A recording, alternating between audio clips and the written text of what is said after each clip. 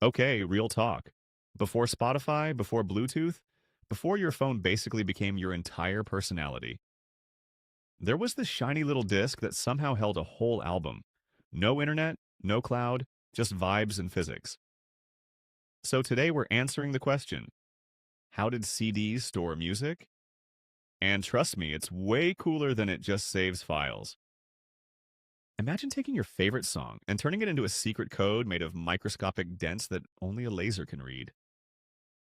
Yeah, that's literally what's happening.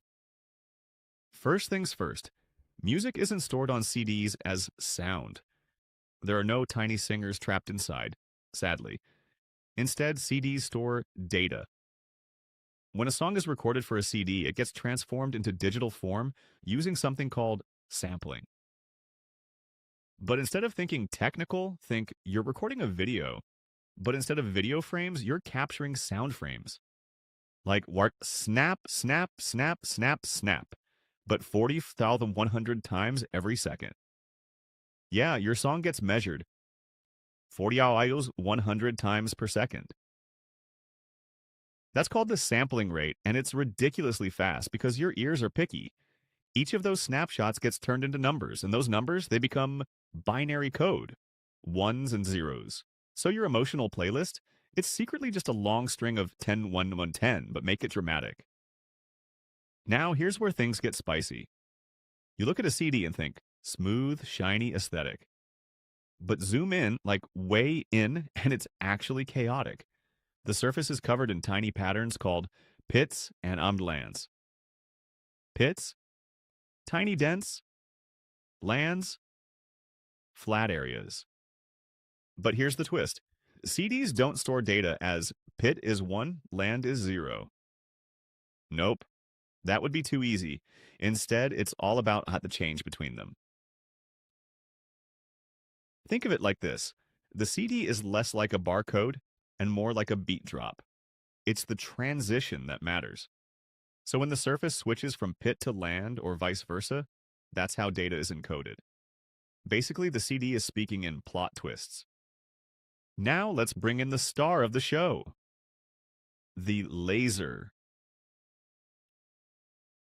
When you put a CD into a player, a tiny laser beam scans the disc while it spins. As the laser hits the pits and lands, the way the light reflects changes slightly.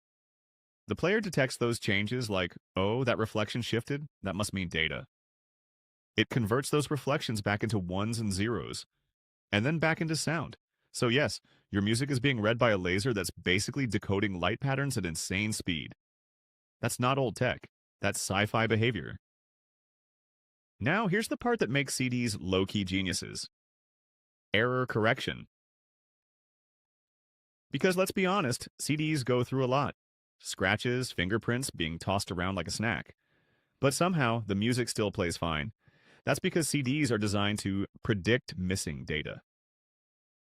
If a section gets damaged, the player doesn't panic. It goes, based on the surrounding data, I can guess what should be here. It literally fills in the blanks.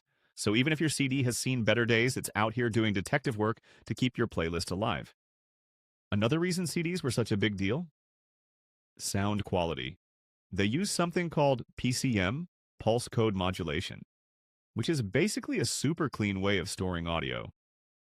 Unlike compressed formats, looking at you low-quality MP3s, CDs don't throw away much detail. So what you hear is very close to the original recording. It's like comparing a crystal clear photo versus a screenshot of a screenshot of a screenshot. CDs said, we respect the audio. Also, random flex. A standard CD holds about 74 to 80 minutes of audio. Why? Because engineers wanted to fit an entire performance of Beethoven's Ninth Symphony on one disc. So yes, classical music literally influenced tech design. That's iconic. So let's recap. Your music gets turned into numbers. Numbers become patterns of microscopic pits and lands.